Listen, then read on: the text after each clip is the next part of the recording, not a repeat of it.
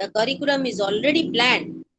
It has been already set up by the planners and the framework or the developers who develop the curriculum. Here we see the curriculum has been already planned. The actual curriculum, then the transaction takes place. Before that, the planning is to be done. Again, we see that is that it has some implications also. So here we have to move from concrete to abstract. Here, an analysis of the definition of curriculum placed in two types of continuum, one ranging from the concrete to abstract and the other ranging from the school-centered focus to a learner-centered focus. So the abstract and the learner-centered view of the curriculum may be more desirable to some curricularists. Why so? Since we now consider, according to the modern education, that learner is the constructor of knowledge. The learner should be given ample freedom, opportunity to express himself and herself. The curriculum should not be rigid, it should be flexible. Proper teaching methodologies are to be utilized, where the learner gets ample freedom. It should not be teacher-centered curriculum, it should be learner-centered curriculum. Each and every individual learner should get due attention, and it should be according to the interest, age level, ability, desire of the learner. And a conducive atmosphere should be there. Then only we can say the teaching learning process is functioning smoothly. Then curriculum as a field of study, what are the different resources? Or it is a multidisciplinary perspective.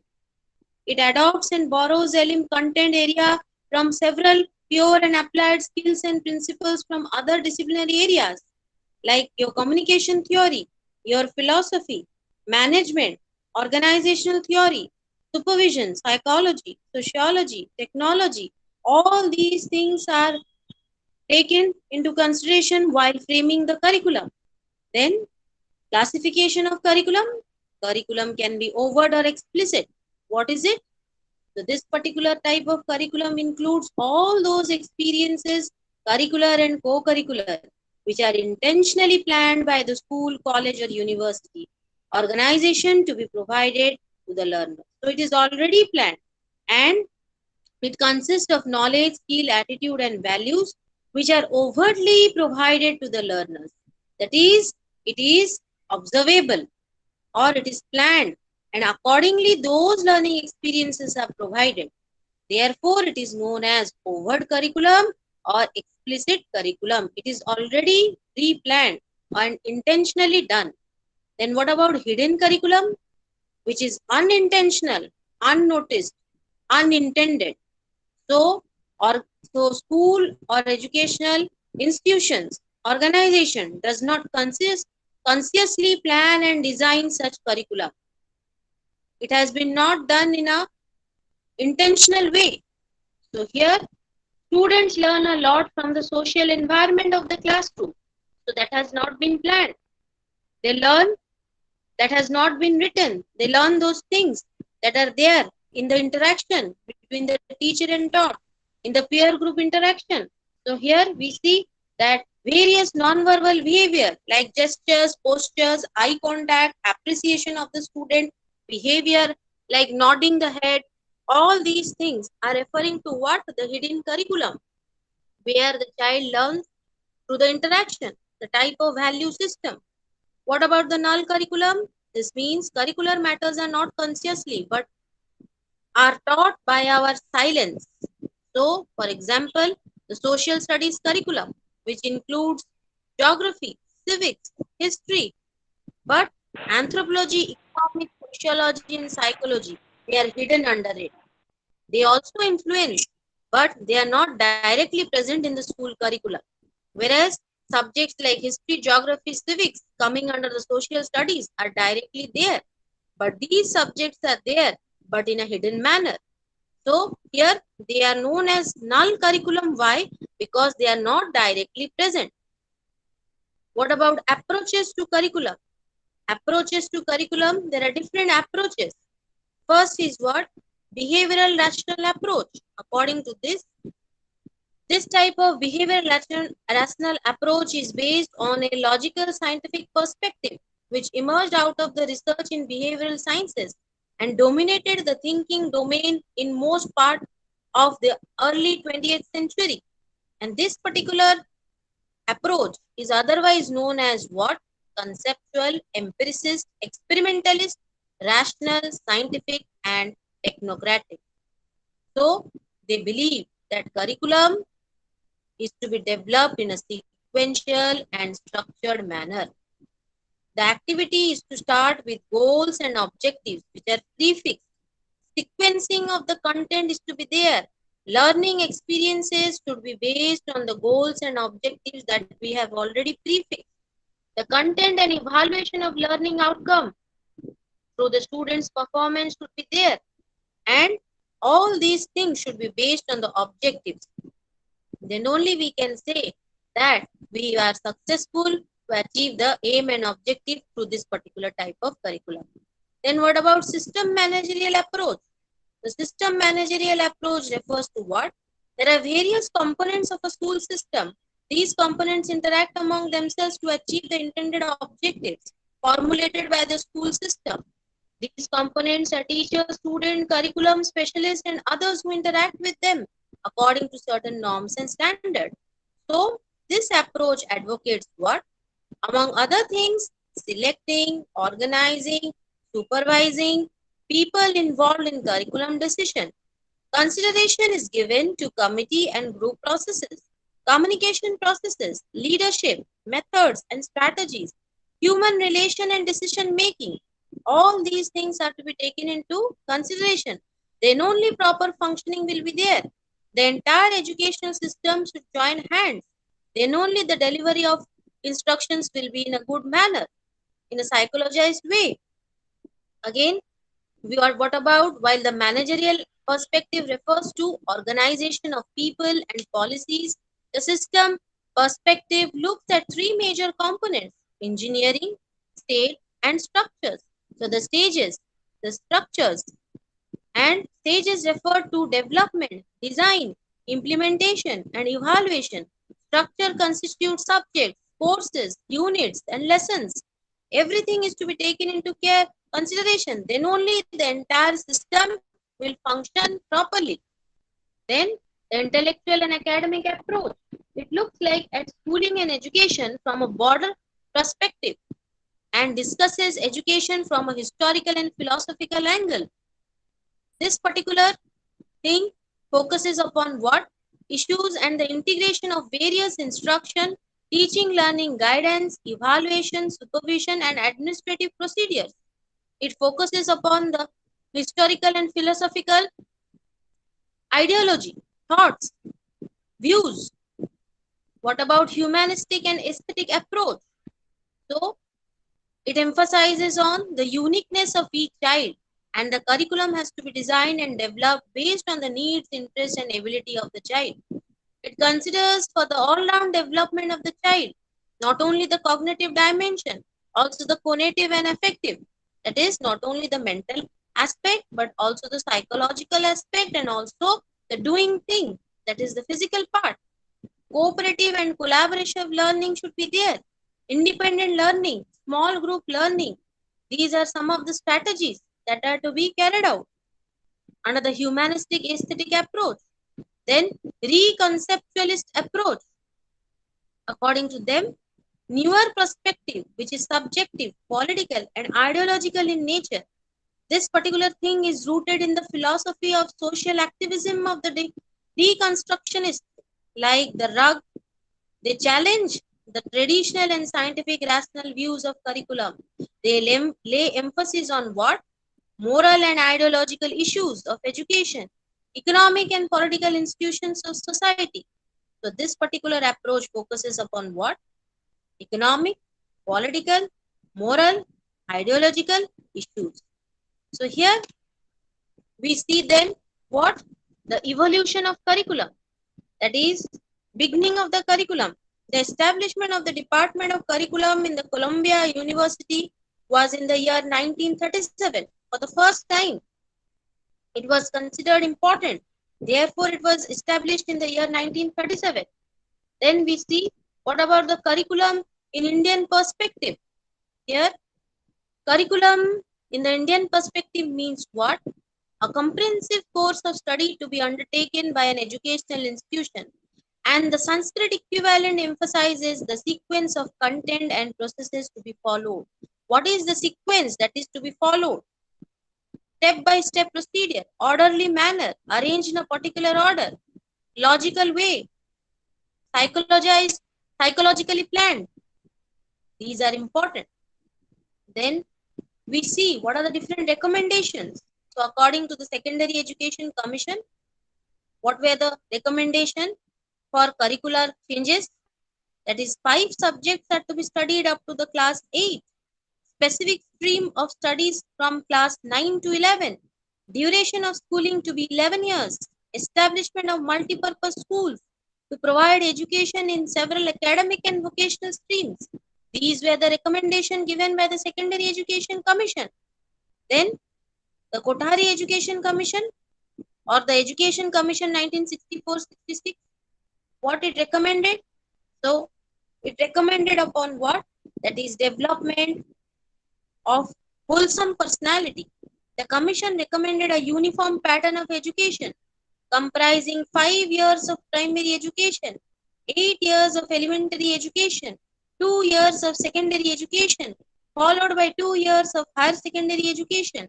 Science and mathematics were made compulsory up to the grade 10, that is up to class 10. At plus 2 stage, academic and vocational courses were to be included.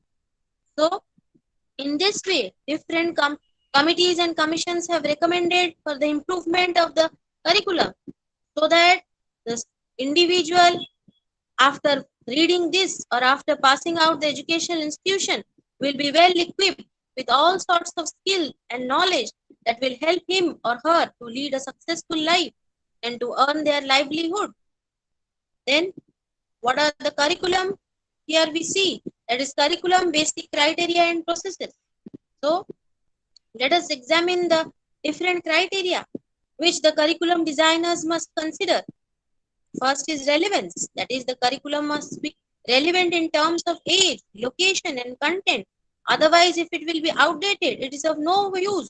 It is only wastage of time, energy, and money. Students will not be interested. It will be monotonous, bookish, outdated, mechanical. That should not be the case. What about geographical location? Curriculum should also be in such that a student can relate it to geographically. In other words, it should reflect the local geographical specifics so that the students find it comprehensible. The student will like to learn, will have idea about the local setting. Then, developmental stages of learners. So here, the breadth and depth of the curriculum should be designed depending on the different stages of the learner. So the growth and development, accordingly, the curriculum should be arranged according to the age level, according to the mental ability. Then coherence and connectivity. So as the learner progresses from first grade to grade 12, he should be able to discern the coherence between the different items learned. The student should also be able to understand the connectivity and interrelatedness of various subjects studied. So step by step, gradually, there will be mental maturity and the child will able to understand the interconnectivity, interdisciplinary approach so that each and every subject he gets a wholesome knowledge about it. Since we are focusing upon the all-round development of personality, therefore, subjects should not be taught just like watertight compartments. There should be interrelatedness and accordingly, wholesome knowledge is to be provided. There should be equity and excellence. Then what about curriculum processes? So the curriculum framework has to be designed keeping in focus the existing sociological structure and its demand, and also keeping in view the future vision. The curricular process, as outlined by the Dual in 2004, consists of 4 stages: curricular policy leading to the curricular structure, then the curriculum development, then the implementation, monitoring, review, and revision. So here, what about the structure? Then how the curriculum development is to be done? Then implement it. then monitor it, evaluate it, whether any kind of revision is required. One has to update the curriculum. Then curriculum policy is derived from the vision of education reflected in the national education policy. So, social, economic, cultural, and technological factors determine the kind of educational system and are the sources from which curricular policies come out. So, they should focus upon what? That is the national education. The national curriculum framework reveals a focus on three basic assumptions, that is the intellectual, moral, cognitive development of the learner, matter related to knowledge, a national vision. So these are the things that are to be taken into consideration while framing the curriculum. Then, then we see the curricular structure. The curricular structure here refers to the provision of educational program at different stages of education, beginning from the pre-primary, leading to the senior secondary stage. What are subjects to be included? What type of curricular activities to be done? The mathematical subjects, the social science, language, literature, then music, drama, painting, all these things are included. Even work experience, art education, physical education, stage wise, grade wise, all these things are to be included. Then only we can have a proper personality development of the individual.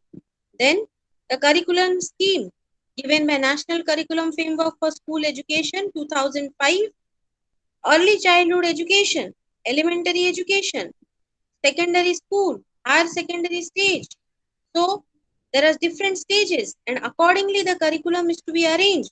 For example, in early childhood education, the main focus will be, that is the entire learning experience should be based on the child's interest and priorities.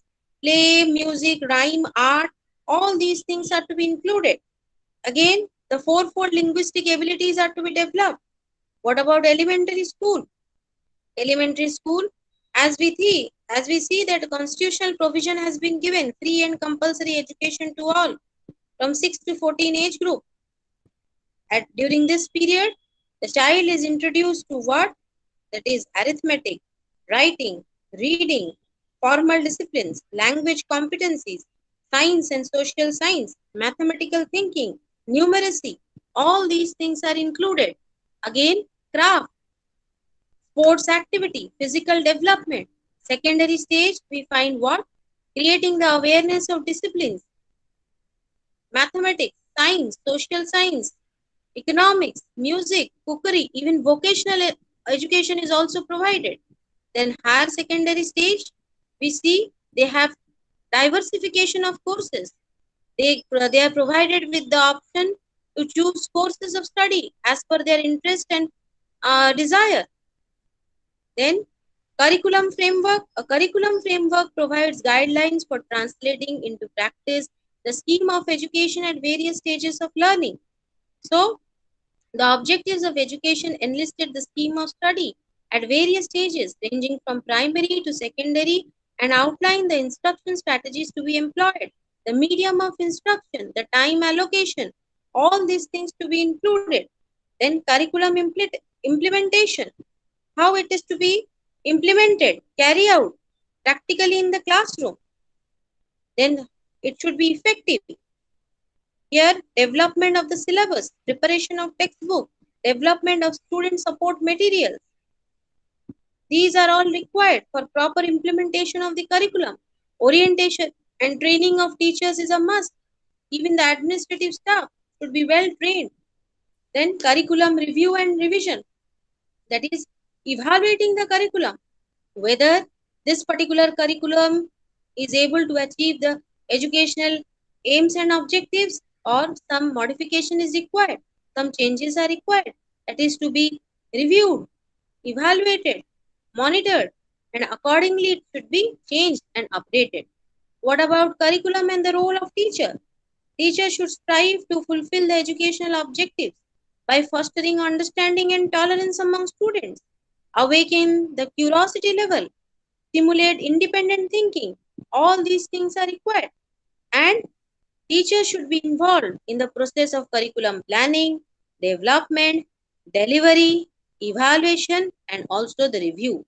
Since they are in close contact with the students, they'll better understand what are the requirements, or a curriculum strength and weakness can be better understand can be better understood by the teachers. What about the curriculum change? So here we see, according to Dewell, in the year 2004, has elaborated on the prerequisites of curriculum change. That is, teachers should be well trained for proper transaction of the curriculum, development of support materials. Teachers should ensure learners' participation during classroom instruction. Evaluation should be continuous. Socially relevant curriculum should be there, and it should include the following representative groups. That is, students should be included, parents, educators, researchers, community members, business community, political officials, pressure groups. All these individuals have important role in framing the curriculum, and accordingly the curriculum should be updated depending upon the present scenario, situational demand, implementation of curriculum changes. So here we see that an implementation strategy has to be worked out based on the action plan which allocate roles to all the functionaries involved in the curriculum. An administrative structure needs to be evolved for implementation of the following issues. That is, curriculum is developed and reaches the relevant segment of society. So here, after developing the curriculum, it is not to be kept in pen and paper. It is to be practically carried out. So teacher training activities are executed, preparation of textbooks and other teaching learning materials, monitoring mechanism to facilitate the review and revision of curriculum. All these things are important. Then we see foundation of curriculum. So there are some bases upon which the curriculum is to be developed. First is what? The philosophical foundation of curriculum. Philosophy and curriculum. So here, philosophy is an important to all aspects of curriculum. It provides educators, particularly the curriculum workers, with a framework or base for organizing school and classroom activity. It helps them decide what school materials to use. So here we see, that is, major philosophies and curriculum. So idealism. So idealism emphasizes that matter is an illusion and moral and spiritual reality is the chief explanation of the world. So here they consider what? That is, subjects that are to be included are what? Mathematics helps to develop the power of abstract thinking and occupies an important position. History and literature also rank high since they are the sources of moral and cultural values. Lower in the hierarchical ladder are natural and physical sciences as they deal with the cause and effect relationship. Language also occupies an important position since it is the tool for communication. So, according to idealism, these all subjects are to be included. Then, what about realism? They stress that a curriculum consists of organized body of knowledge pertaining to specific areas. For example, history curriculum comprises experiences of mankind. They also focus upon what? The three R. What are they? Reading, writing, arithmetic. And they'll also that these all things are necessary for the person's basic education. What about pragmatism? So learning is considered as a transaction between the learner and his environment. How the child is interacting, how the child is reacting with the environment, the type of social ambience, whether the classroom ambience is conducive for the proper psychological growth and development of the child. So here, curriculum according to pragmatists should be so planned that it induces teachers and the learners to think critically rather than what to think. So here, the teacher should provide learners learning opportunities to construct their own learning experiences. They stress more on problem solving, scientific method for acquiring organized body of knowledge. Existentialism. For them, learners are thrust into a number of choice-making situations. Learners should be given the freedom to choose what to study and also to determine what criteria to determine these truths.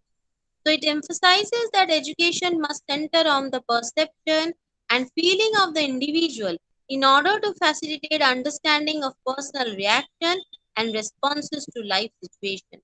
So self-expression and experimentation will be there.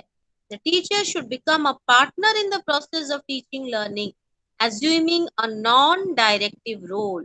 So here the teacher will act as a facilitator, not just like a teacher centered curriculum. It should not be there where the word of the teacher is the ultimatum. That should not be the case.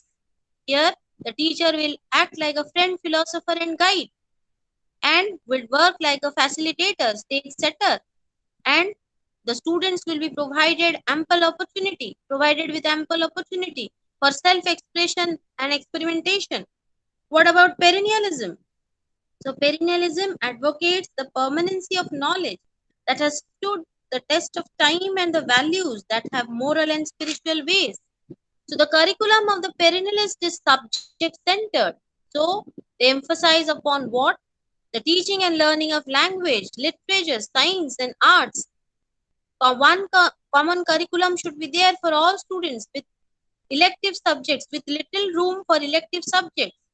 They emphasize on testing students, enforcing tougher academic standards and programs, and identifying gifted and talented students. Then what about progressivism? So for them, curriculum is what? That is interdisciplinary in nature, and the teacher was seen as a guide for students in their problem solving and scientific projects. The teacher and the student planned activities together, but the teacher was to help students to locate, analyze, interpret, and evaluate the data to formulate their own conclusion. Essentialism. Again, in essentialism, learning should consist in mastering the subject matter that reflects currently available knowledge in various disciplines. The teacher has to see that whether the student is able to master the knowledge properly. Reconstructionism views education as a means of reconstruct society, as a means to reconstruct the society. They focus upon subjects which promote new social and economic and political education. Here, studying the social problem is important. Critical examination of cultural heritage, controversial issues, constructive changes, planning in advance, then cultural renewal. All these things are included. Then comes modern Indian educators and their contribution to curriculum. Rabindranath Tagore, an individualist, naturalist. Here we see he has established in 1901 Santiniketan, which turned into a university in the year 1921, that is Vishnu Bharati.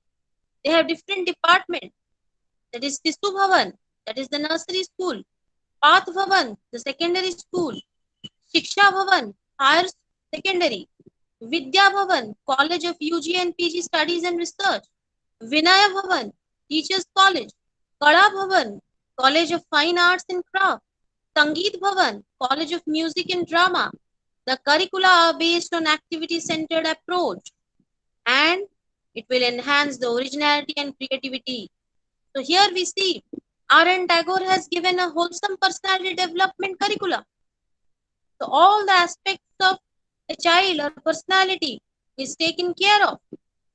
Then Gandhiji, the father of nation, his system of education was what? His educational philosophies are seen in the basic education, the Vardha scheme of education. Here, what are the subjects he included? The curriculum based on his philosophy consists of the following subjects: basic craft, that is agriculture, spinning, weaving. Mother tongue was the medium of instruction. Then mathematics, then social studies, general science, drawing and music. These all things were included. Then comes Sri Aurobindo Ghosh. His was the integral education. So it focused upon what? That is, he believed that the activities of human beings should relate to these five aspects. What are they? The physical cell, that is the physical education. The vitality cell, that is the vital education, that is educating the sense organs, mental cell, intellectual education, psychic cell, the social and emotional education. Finally, the last and the most complicated one, that is the spiritual cell, that is a spiritual education.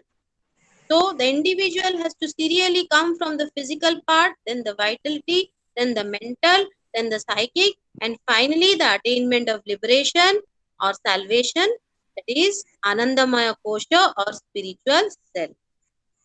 Then sociological foundations of curriculum. It includes society, education, and schooling. School is maintained by the society to help young to adapt and prepare for life in the larger society. Therefore, school is considered to be a miniature society. Again, what we see, that is social change and the curriculum, the growth of technology, the changing structure of family, cultural diversity. All of these things are to be included so that the curriculum is to be in accordance with the societal demand and requirements. Then planning for curriculum change. Representative groups like students, parents, then teachers, administrators, researchers, community members, business communities, political leaders, all these people are to be included while planning the curriculum. Then what about the psychological foundations of curriculum? Here we see different schools of psychology. For example, behaviorism. Here, behaviorists emphasize conditioning behavior by changing the environment to elicit selected responses from the learner. For them, behavior is likely to be influenced by the conditions. So, appropriate, conducive social environment is to be there, where proper development of the child will be there and the desired outcome will be there. Then, attitudes and abilities of learner can change or improve over time through proper stimuli. Learning experiences can be designed and controlled to create desired learning. Selective reinforcement is to be given. Then, what about the cognitive school of thought? So, here they have taken the reference of Piaget, the cognitive stages of development from birth to maturity. First, the sensory motor stage, that is, from birth to 2 years, where the child progresses from reflex operation and undifferentiated surrounding to complex sensory motor action in relation to environmental pattern. Here, the child begins to establish simple reactions between objects. Then comes age 2 to 7, pre-operational stage. The child begins to take a symbolic meaning. For example, clothes are to be worn. Chair is for sitting purpose. Then concrete operational stage, that is ages 7 to 11. Here the child learns to organize data into logical relationship and can learn concepts in problem solving situation. Then last one, the formal operation stage, that is from age 11 to onwards. Child is able to perform formal and abstract operation.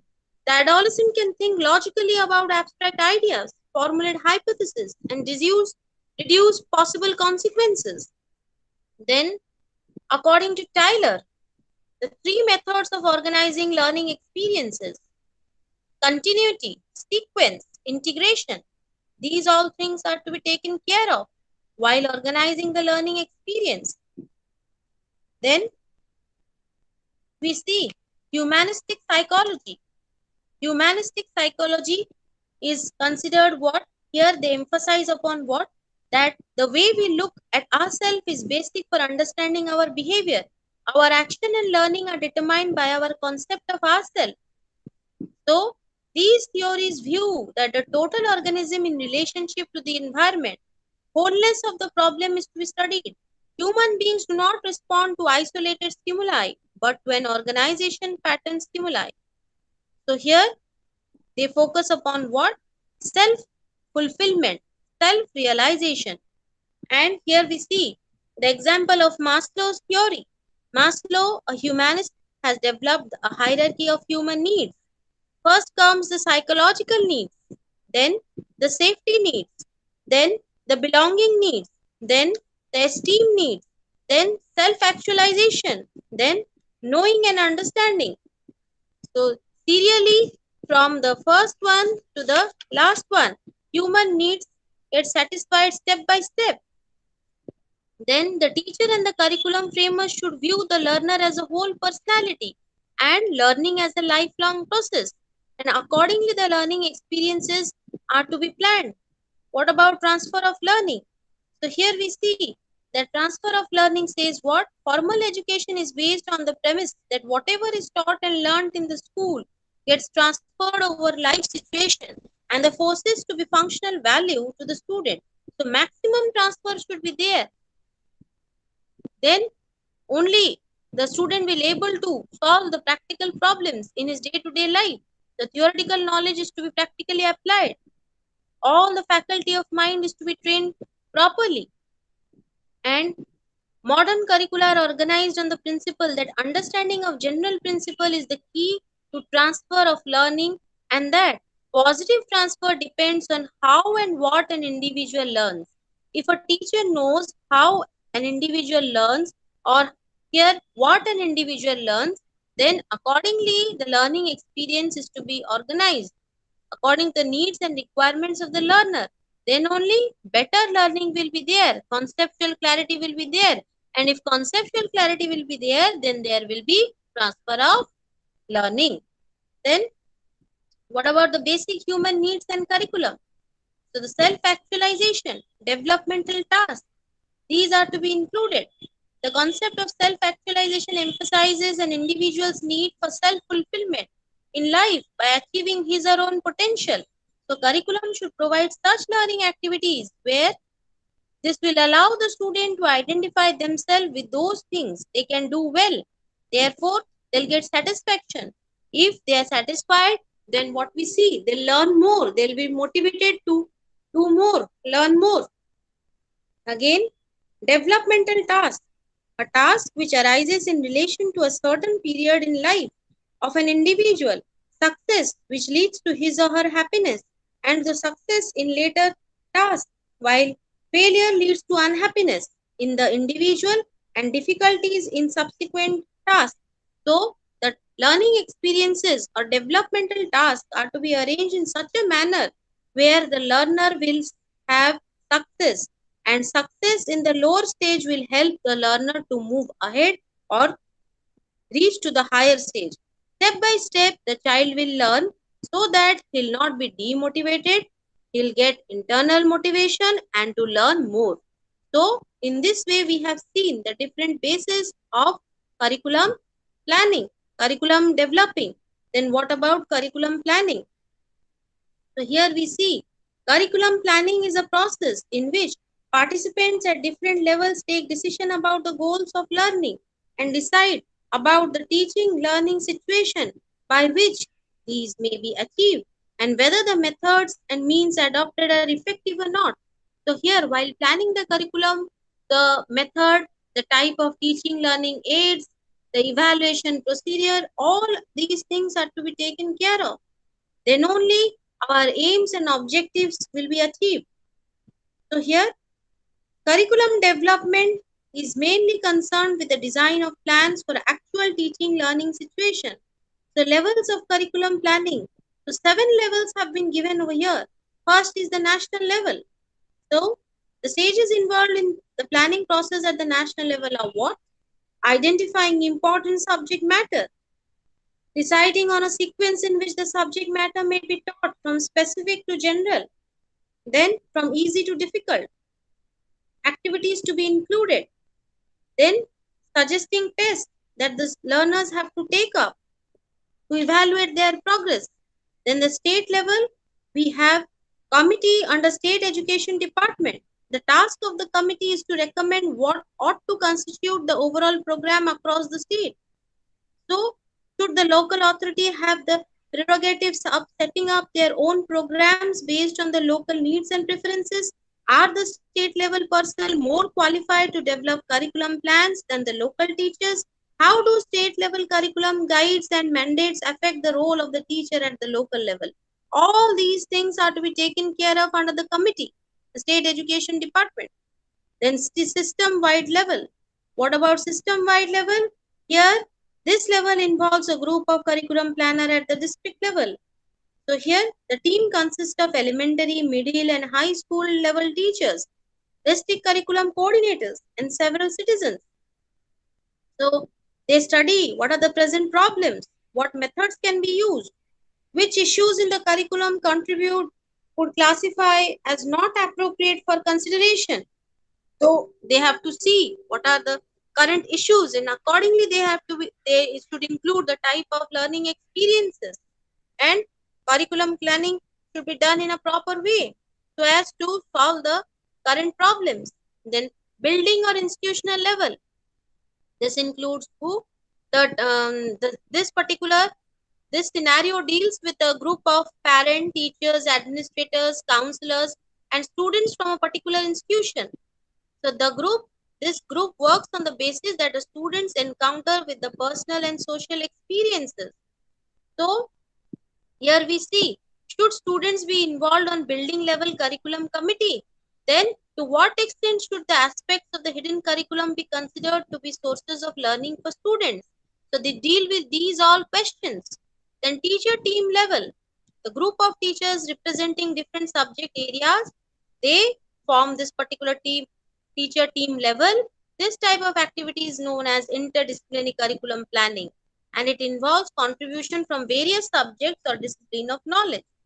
Then individual teacher level, so a teacher tries to make a decision about learning experiences, plans different the lesson planning, the unit planning, the short term objectives. All these things come under the individual teacher level. Then cooperative curriculum planning, this scene deals with a teacher and a group of learners. So they discuss, they interact, what are the different problems, and accordingly they plan their curriculum. Then principles of curriculum planning.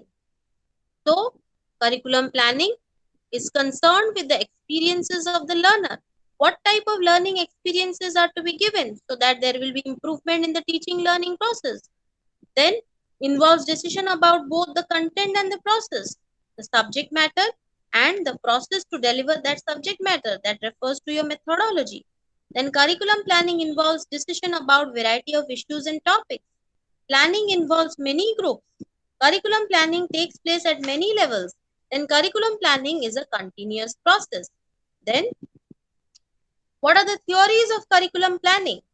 So here we see, what educational purposes must the school attain? What learning experiences are to be taken care of? What organizational methods will be used in relation to the purpose?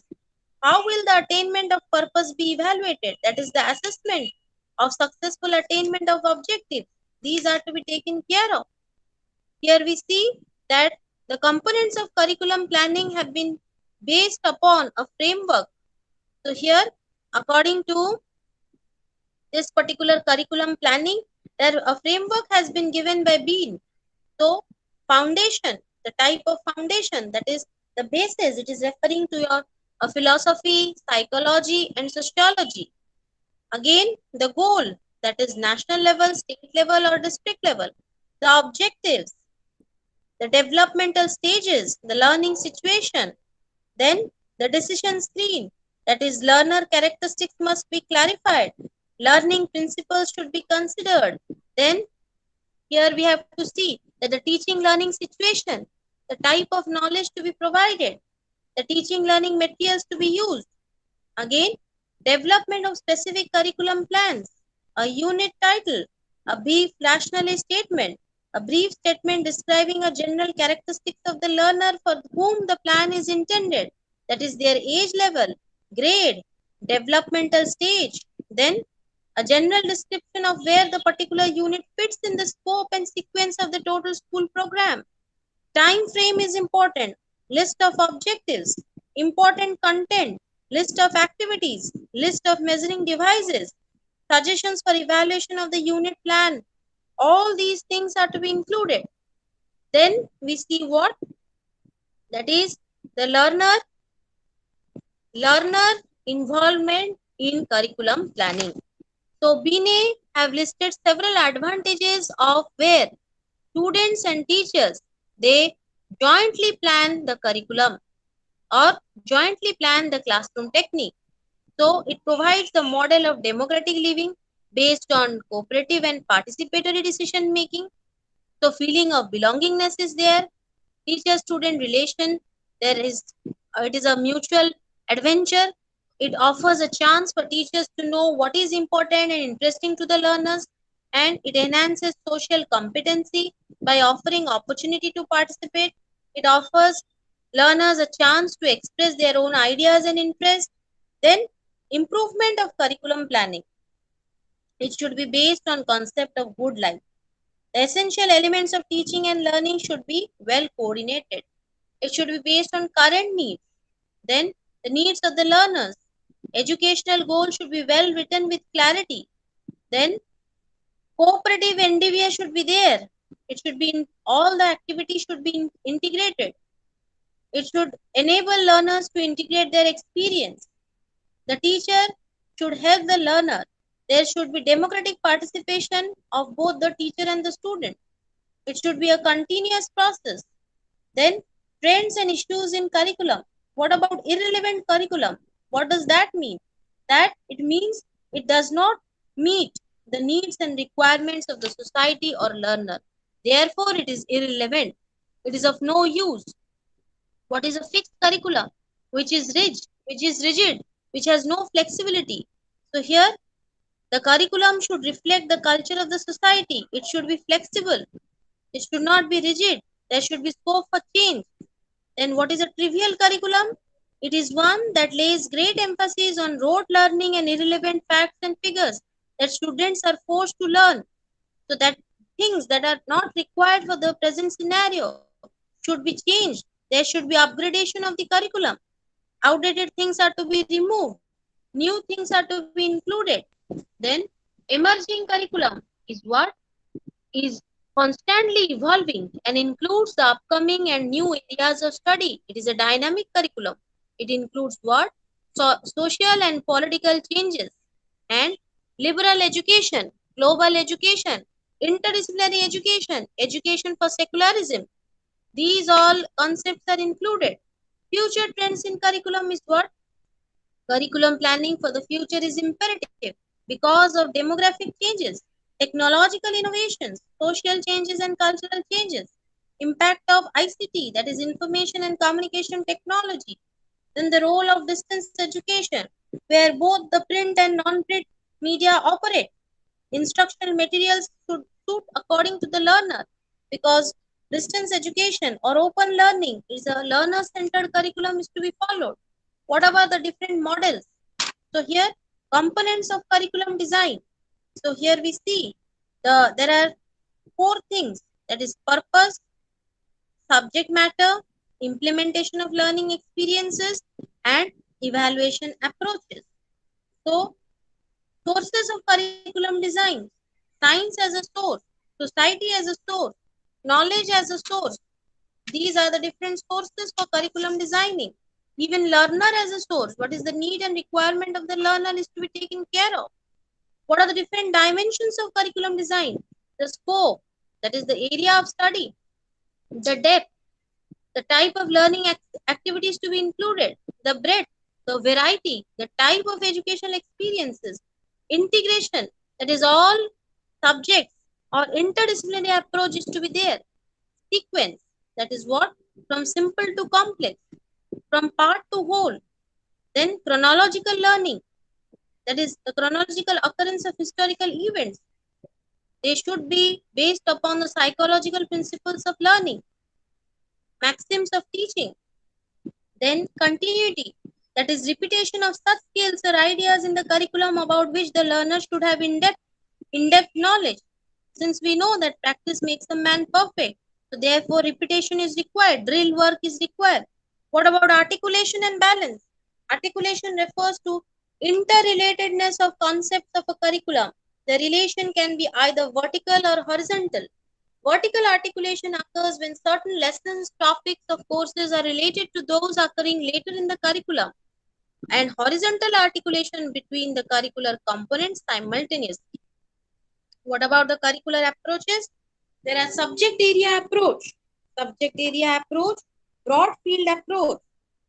The subject area approach, this popularity of this approach is rooted in the fact that knowledge and content have a very strong tradition in our culture, and here we see, and are thus accepted as integrated parts of the curriculum.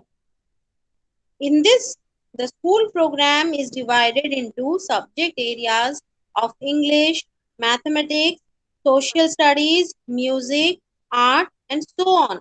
And mastery of the subject is important according to this particular approach. What about broad field approach? Combining two or more subjects from related fields into a broader field. So here, curriculum is not compartmentalized into rigid subject boundaries. So again, there are no rigid boundaries between two subjects. They are combined. Therefore, the broad field approaches focuses on what? That is, related subjects are combined into a broad field. Here, for example, humanities include what? A combination of literature, art, history, music.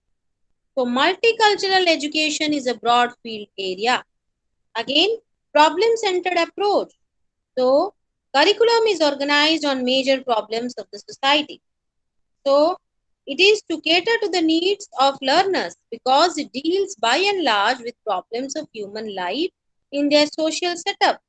So problem-centered curriculum designs are designed to address societal needs that are unmet and also for preservation of culture. So here we see the education helps in what? Transmission of culture, preservation of culture, enrichment of culture.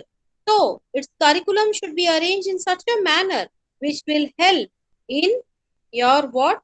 Preserving the culture, transmitting the culture, and enriching the culture, and also solving the different kinds of social issues and problems, so that it will act as an instrument in the hands of the child to fight all the odd situation of his or her life.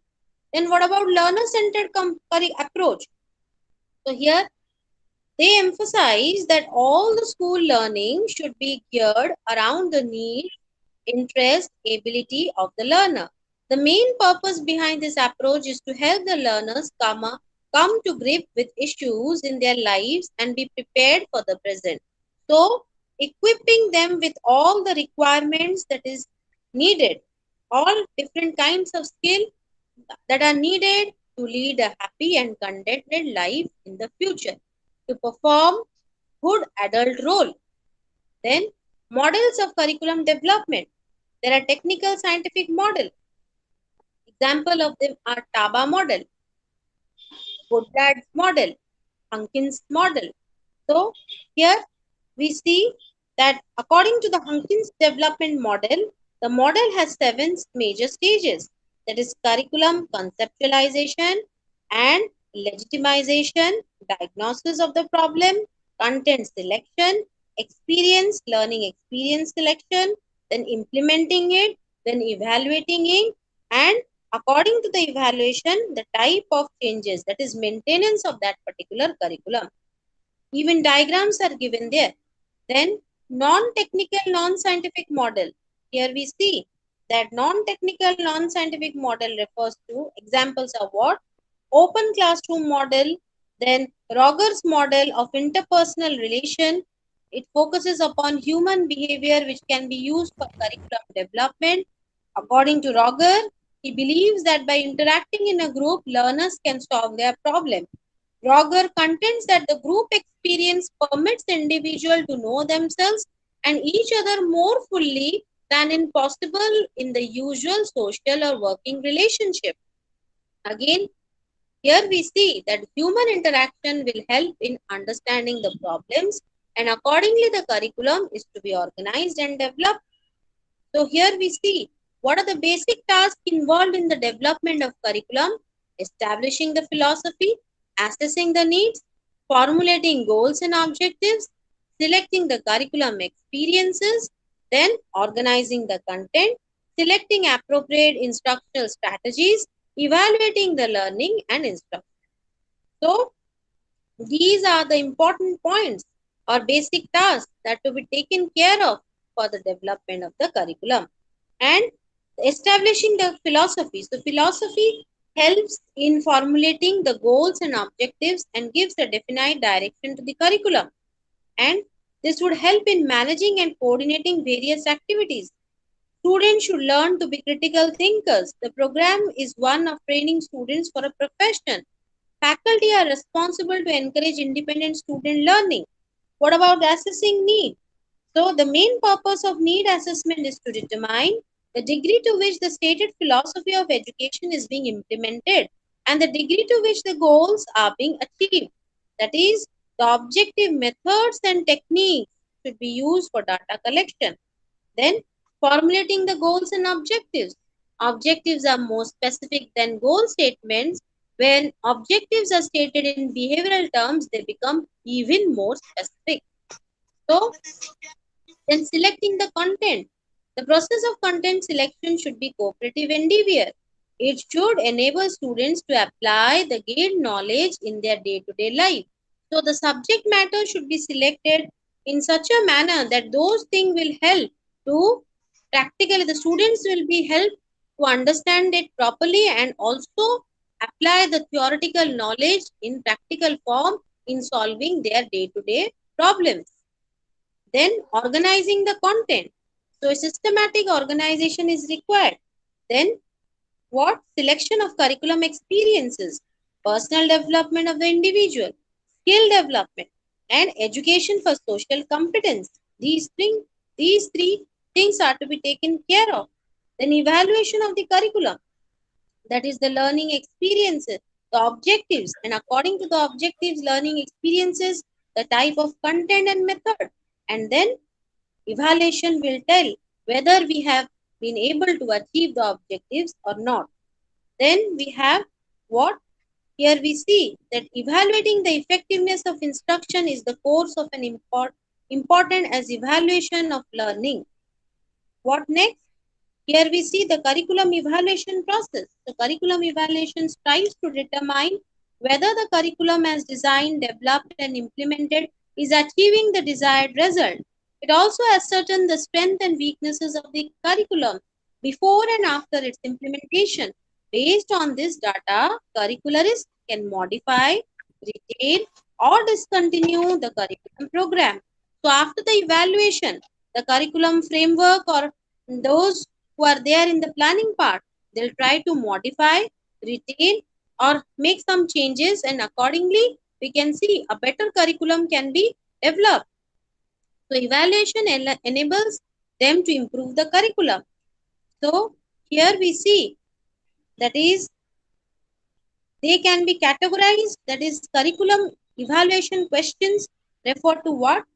Intrinsic value, instrumental value, comparative value, ideational value, questions of decision value. If the curriculum is to be evaluated on these grounds, then only we can see whether it is according to the needs and requirement and whether the particular curriculum was able to achieve the objectives or not. Then what about defining curriculum evaluation? It is a systematic process of determining and appraising the proficiency level of a system or practice.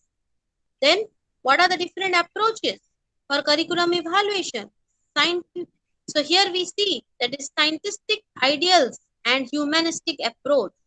So here scientific end advocates experimentation and humanistic end advocates have no faith on experimentation. Here that we see that in this approach all efforts are focused on the learner. Students achievements in different situations are compared.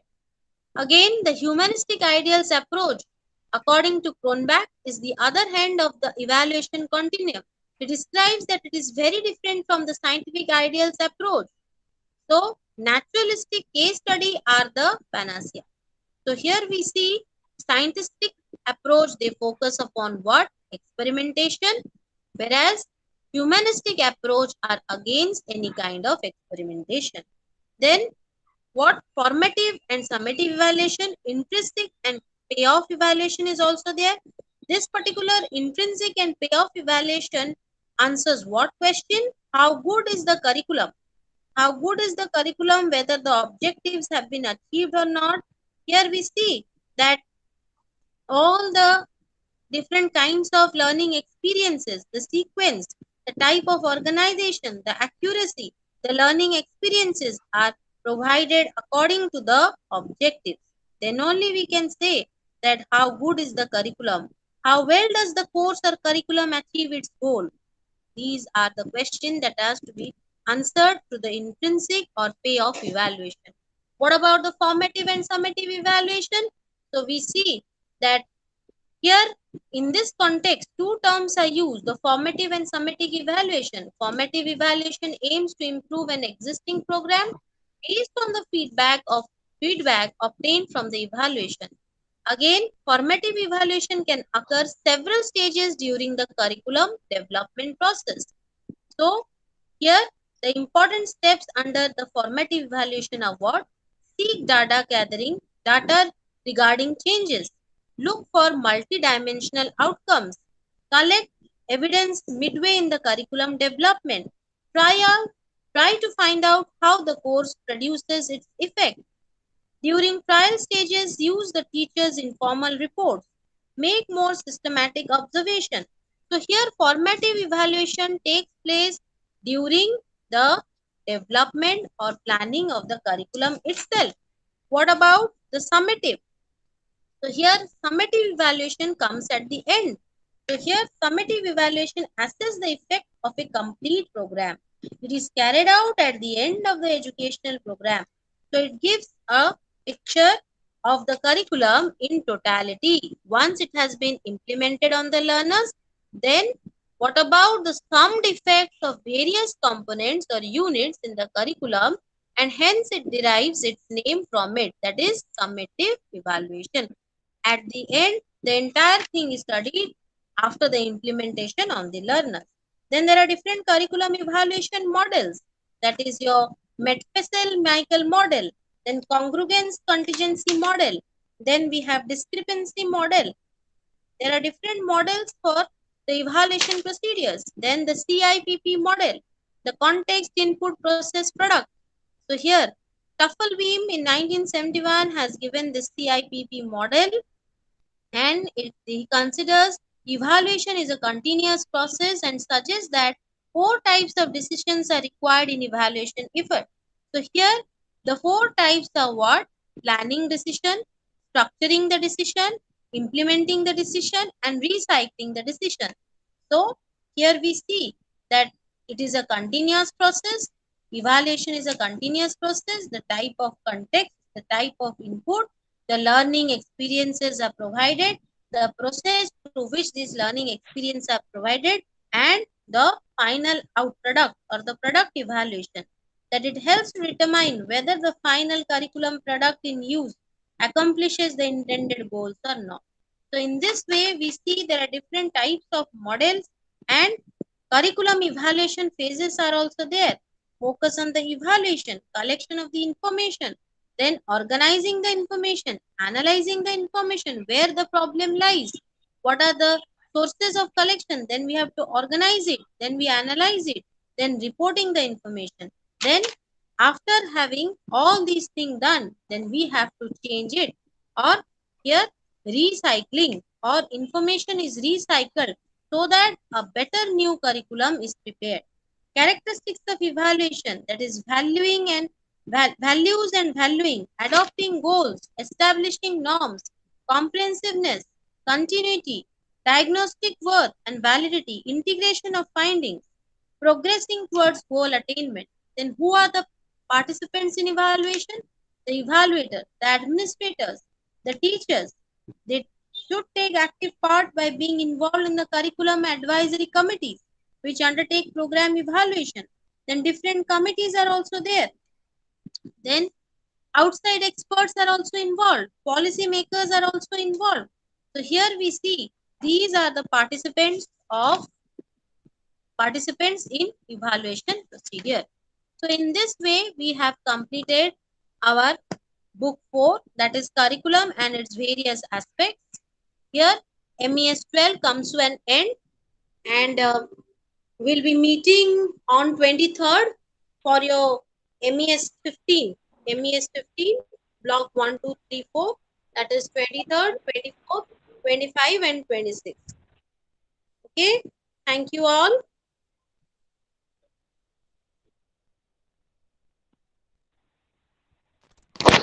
Thank you, ma'am. Thank you, ma'am.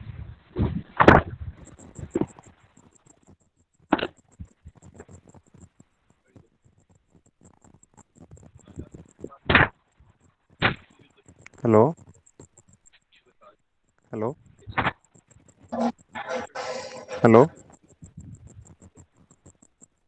Hello ସମସ୍ତେ ଶୁଣିପାରୁଛନ୍ତି?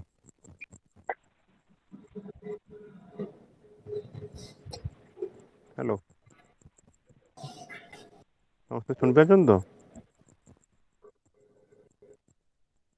ଆଜ୍ଞା sir କୁହନ୍ତୁ ଶୁଭୁଛି। ଆଜ୍ଞା ଆପଣ ମାନେ ସମସ୍ତେ Ravenshaw ପିଲା ନା ନଳିନି ଦେବୀ? ଆମ ଷ୍ଟଡି ସେଣ୍ଟର କୋଉଠି ସବୁ? ରେଭେନ୍ସା। ଓହୋ ଆମେ ନଳିନି ଦେବୀ ତ ଆମର କ୍ଲାସ ହେଇନି ତଥାପି ଆମେ ଜଏନ୍ କରୁଛୁ। ଆସିଥିଲା ନୋଟିସ୍ ଆସିଥିଲା ନୋଟିଫିକେସନ୍। ଆପଣଙ୍କର ଠିକ ଅଛି ହଁ ଚଳିବ ଯୋଉଦିନ ହଁ କ୍ଲାସ କରୁଛନ୍ତି। ଆଜ୍ଞା। ମ୍ୟାଡ଼ାମ ଭଲ ମ୍ୟାଡ଼ାମ ସେଇଠିକା ମ୍ୟାଡ଼ାମ ବୋଧେ ରେଭେନ୍ସା ମ୍ୟାଡ଼ାମ ନା? ରେଭେନ୍ସା ଷ୍ଟଡି ହଁ ସେଣ୍ଟର। ଭଲ ତ ବୁଝଉଛନ୍ତି ଆଉ। ଆଉ ଟିକେ ଟୁ ୱେ କମ୍ୟୁନିକେସନ ହେଲେ ଭଲ ହୁଅନ୍ତା ୱାନ୍ ୱେ ହଉଛି ନା। ଓନ୍ଲି ଆଜ୍ଞା ଟିକେ ଟୁ ୱେ ହେଲେ ଟିକେ ଇମ୍ପ୍ରେସିଭ୍ ହୁଅନ୍ତା। ଯାହା ବି ହଉ ଆଉ କଣ କରାଯିବ ବର୍ତ୍ତମାନ ପାଣ୍ଡେମିକ ସିଚୁଏସନରେ ମ୍ୟାଡାମ ବହୁତ ପେସେନ୍ସ ରଖିକି ଆହୁରି କନଷ୍ଟାଣ୍ଟଲି ପଢୁଛନ୍ତି। ହଁ ଏମିତି ଚାଲୁ। ଆପଣମାନଙ୍କ ଘର ସବୁ କୋଉଠି ସେ କଟକ ପାଖାପାଖି ବୋଧେ? ନା ମ ଆମର ଘଟଗାଁ। ତାରିଣୀ ଏ କେଉଁଝର ତ? ଆଜ୍ଞା। ଓହୋ ଠିକ୍ ଅଛି ତାହେଲେ ଭେରିୟସ୍ ଇଏରୁ ଅଛନ୍ତି ବିଭିନ୍ନ ଇଏରୁ ଆମ ଡିଷ୍ଟ୍ରିକ୍ଟରୁ। ଆଉ ଆସାଇନମେଣ୍ଟ ଡିପୋଜିଟ୍ ସରିଲାନି ଆପଣଙ୍କର? ହଁ ଆମେ ସାରି ଦେଇଛୁ ଆମର ତ ମ୍ୟାକ୍ସିମମ୍ ପିଲା କରିନାହାନ୍ତି ଆମେ 4-5 ଜଣ ପ୍ରାୟ ସାରି ଦେଇଛୁ ବୋଧେ। 28 ତାରିଖରେ ଯାଇଥିଲୁ ଏ ଡିପୋଜିଟ୍ କରିଦେଇଛୁ। ଏକ୍ଜାମ ଏଥର ହବ ନା? କଣ ଇନଫରମେସନ ଅଛି ଏକ୍ଜାମ ବିଷୟରେ ହବ କି ନାଇଁ ଜୁନରେ? ହଁ ଜୁନରେ ତ ହବ ଜୁନରେ ନୁହେଁ ଜୁଲାଇରେ ହବ ଯେବେ ହଉ ଏକ୍ଜାମ ହବ। ସେଇଥିପାଇଁ ଫର୍ମ ଫିଲପ୍ ଟା ଆରମ୍ଭ ହେଇନି ସେ କରୋନା ପାଇଁ ଫର୍ମ ଫିଲପ୍ ଟା ନହେଲେ ଏପର୍ଯ୍ୟନ୍ତ ଆରମ୍ଭ ହେଇ ସାରନ୍ତାଣି ଏପ୍ରିଲ 1ରୁ ଆରମ୍ଭ ହୁଏ ନା। ଆଜ୍ଞା ଏପର୍ଯ୍ୟନ୍ତ ଆରମ୍ଭ କରିନାହାନ୍ତି। ଆମେ ବି ହେଇଯିବ ଭ୍ୟାକ୍ସିନ ନେଇ ସାରିଲେ ଆରମ୍ଭ ହବ ବୋଧେ ଆଉ। ପୁଣି ହାୱା ରହିବ ଆଉ କିଛି ଦିନ ରହିବ ପ୍ରାୟ 2-3 ମାସ ଏମିତି ରହିବ। ହଁ ଲକଡାଉନ ବର୍ଷେ ହେଲା ମାର୍ଚ୍ଚ ଟା। ହଁ ଲକଡାଉନ ପ୍ରାୟ ହେଇଛି ଆଉ। କଣ କରାଯିବ ଏମିତି ସିଚୁଏସନ ଆଉ ଆପଣ ମାନଙ୍କର ସବୁ ପ୍ରିଭିୟସ୍ କ୍ୱାଲିଫିକେସନ? ମୋର ତ ବି ଏଡ୍ ସରିଛି। ତ ସବୁ ପ୍ରାୟ ଏଜୁକେସନ ରିଲେଟେଡ୍ ପିଲା ପ୍ଲେନ୍ ପିଲା କେହି ହୁଁ ନାହାନ୍ତି। ହଁ ସବୁ ପ୍ରାୟ ଏଜୁକେସନ ବି ଏଡ୍ ସିଟି ହଁ ବିଡି ପିଲା ଅଧିକ ଅଛନ୍ତି। ହଁ ଆମର ଡିଏଲିଡି ଆଉ। କୋଉଠି ଜବ୍ ଫବ୍ କରୁଛନ୍ତି ନା? ହଁ ଏଇ ଗୋଟେ ପ୍ରାଇଭେଟରେ ଅଛି। ଓହୋ ତାହେଲେ ଗଭର୍ଣ୍ଣମେଣ୍ଟ ଜବ୍ ମିଳିନି ନା ନା ଆଉ ଗଭର୍ଣ୍ଣମେଣ୍ଟ ମିଳିନି। ପାଇବାର ଆଶା ବି ବହୁତ କମ୍। ହେ ଭଗବାନ ଟିଚରସିପ ଲାଇନରେ ତ ମୁଣ୍ଡ ଖରାପ ହେଇଗଲାଣି। ହଁ ଆଉ ସବୁଠୁ ହ୍ୟୁଜ ଆମାଉଣ୍ଟ ଅଫ୍ ଦିଏ କିଏ ଟିଚରସିପ୍ ଇଏଟା ନା। କଲେଜରେ କେତେ କଣ ବାହାରୁଛି ଅଲଗା ଇଏରେ କେତେ ବାହାରୁଛି ବହୁତ କମ ବାହାରୁଛି। ଜେନେରାଲ ତ ପିଲା ସବୁ +3 ପରେ ସିଟି ବିଟାକୁ ଫୋକସ ଦଉଛନ୍ତି ଆଉ। ହଁ ଏଇଟା ମିଳିଯାଉଥିଲା ନା ସହଜରେ ଜବ୍ ଟା ମିଳିଯାଉଥିଲା। ସେଥିପାଇଁ ସମସ୍ତେ ଫୋକସ କରୁଥିଲେ। ଦେଖାଯିବ କାଲି କୋଉଟା 13ଟା ଅଛି ବୋଧେ? 13 ଟା ହଁ। କୋଉ ସାର ନେବେ କେଜାଣି ଦେଖିବା। ସାର୍ କଣ ନେବେ ମ୍ୟାଡାମ ହିଁ ନେବେ। ଏଇ ମ୍ୟାଡ଼ାମ ନେବେନି ଇଏ ତ କହିଲେ ଯେ ମୁଁ ଇଏରେ ଆସିବି 23rd ରେ ଆସିବି ବୋଲି। 25 ରେ ଆସିବେ ନା କିଏ କେଜାଣି ସାର୍। ହଁ 23rd। ଲକ୍ଷ୍ମୀଧର ସାର୍ ଜଣେ ଅଛନ୍ତି ସେ ନେବେ ବୋଧେ। ହଁ ହଁ ଦେଖାଯାଉ କଣ ହଉଛି ଆଉ କାଲି ସମସ୍ତେ ପୁଣି ଭେଟ ହବା ଆଉ। ହଉ ଠିକ ଅଛି ଭେଟ ହବା ଆଉ। ଠିକ୍ ଅଛି ହଁ। ହଉ।